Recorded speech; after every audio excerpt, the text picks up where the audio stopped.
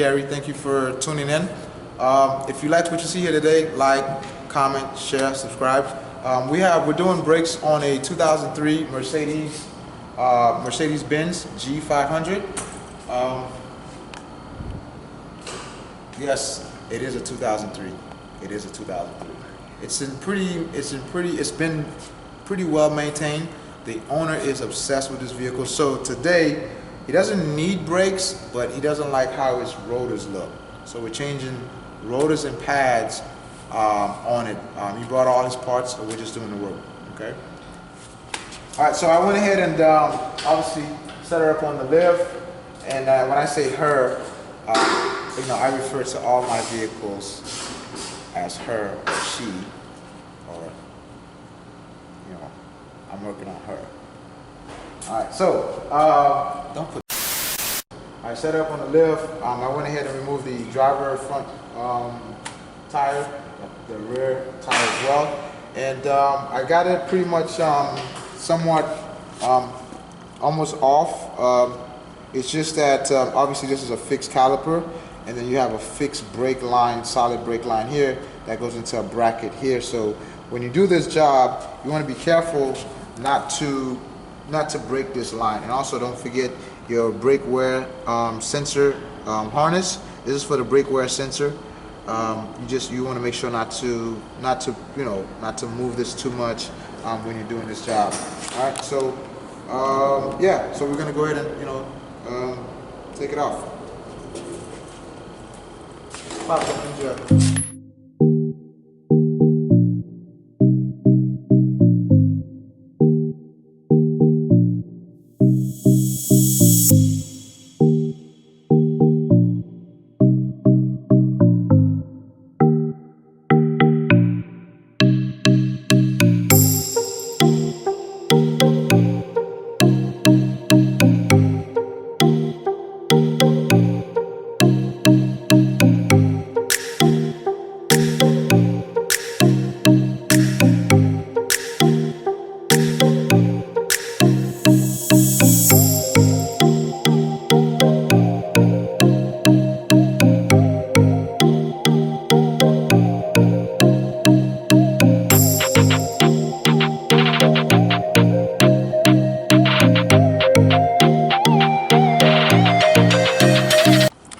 So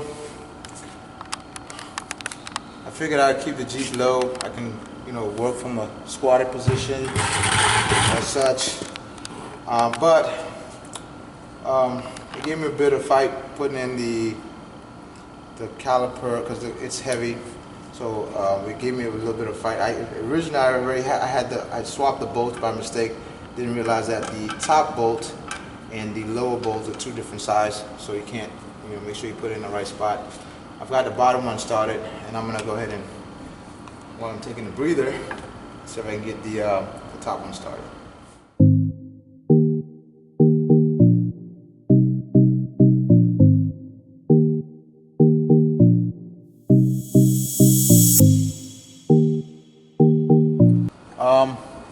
The two caliper mountain bolts, they're 19 millimeters. So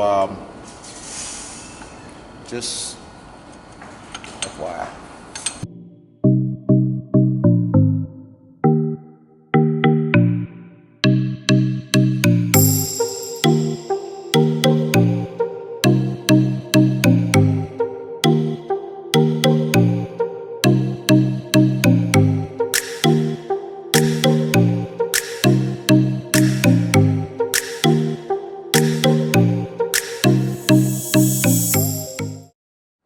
So we have brake lube. This is you can pick this up from your local auto store. It's a brake parts lubricant. It's ceramic for extreme temperatures. All right.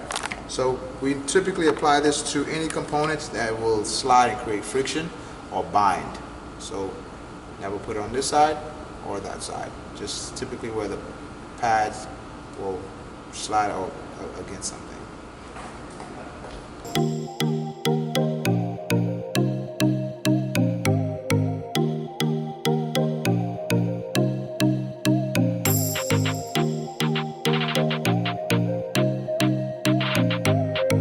All right, once you have your brake pad, you know, in, obviously you want to install your brake wear sensor. It's not hard. It's basically you have two of them. You have a slot here for this one.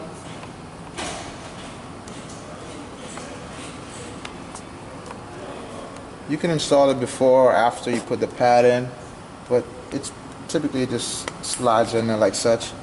And then you have one for the inside. Obviously, the one with the longer wires goes on the outside because it's two different lengths. This is shorter. This is long, I'm sorry. And this one's shorter. This one's shorter. All right. Did you catch that fumble? Mm-hmm. Beautiful. All right.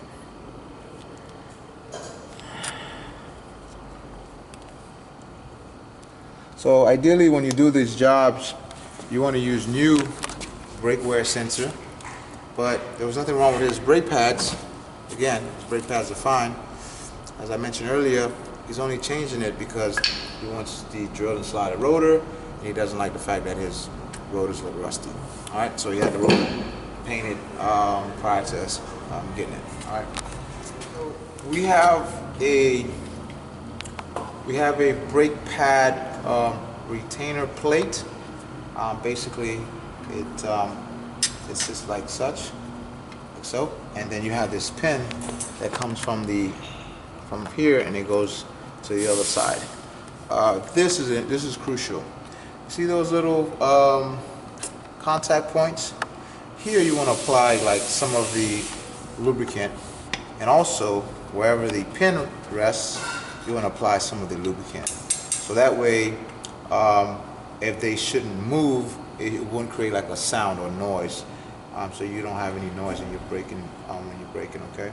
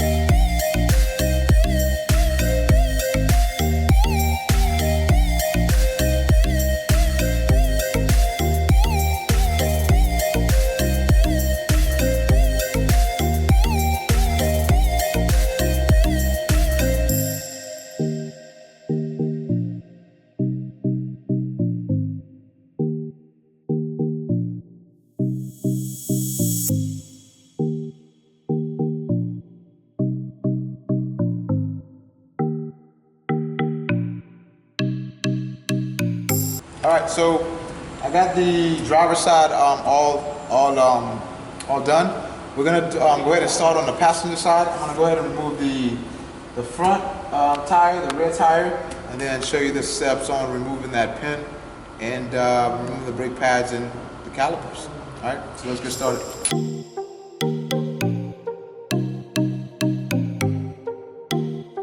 All right, so I'm getting ready to take the tire off, and I've used this tool on the other side. This is a simple Mercedes. You can use this on Mercedes, certain Audis, BMWs. What happens is, for the vehicle that come with, as opposed to having a nut, like a stud and a knot, these typically carry what is called, you have lug bolts. So in order to keep the rim, because the rim is pretty heavy on this truck, in order to keep it from like either flat or hitting something in the rim, or maybe something in the rotor or the hardware somewhere on the brakes, it's better to it's better just to use this tool, so that way it helps aligning it, and it helps with removal of the rim. So you just basically take off a lug, you insert it in here, screw it on, and you basically want to do that before you take off all of the lugs.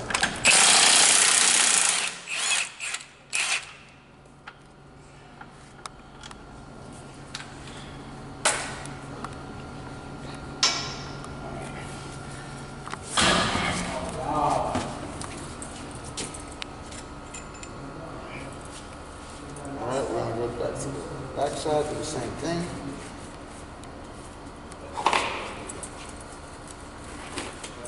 this out of the way.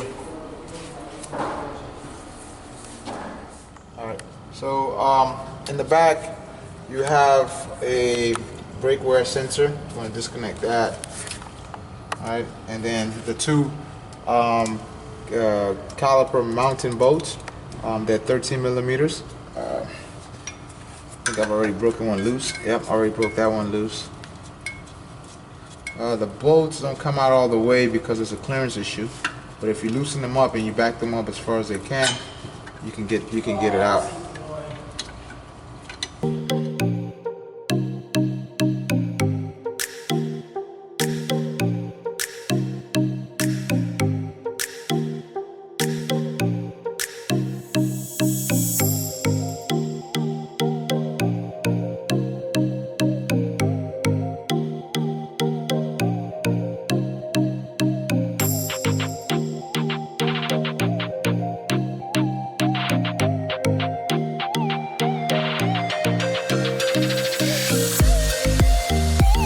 I've got the caliper off, the caliper bracket off as well. We're changing the rotors, so there's a bolt here that uses a T50. We've got a T50 on a 3/8 drive impact. Let's go ahead and break that loose.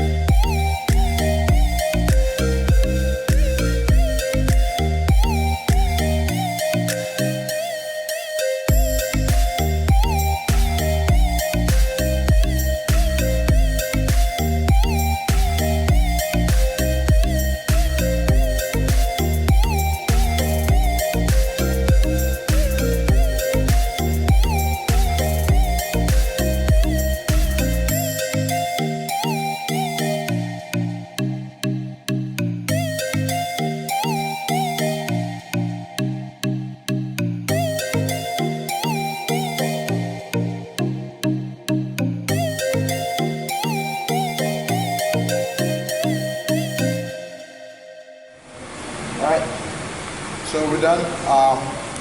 We did rotors and pads on a 2003 G500. We did the front rotors, front pads, the back rotors, the back pads. Came out nice, and yeah, thanks for watching. Like, comment, subscribe.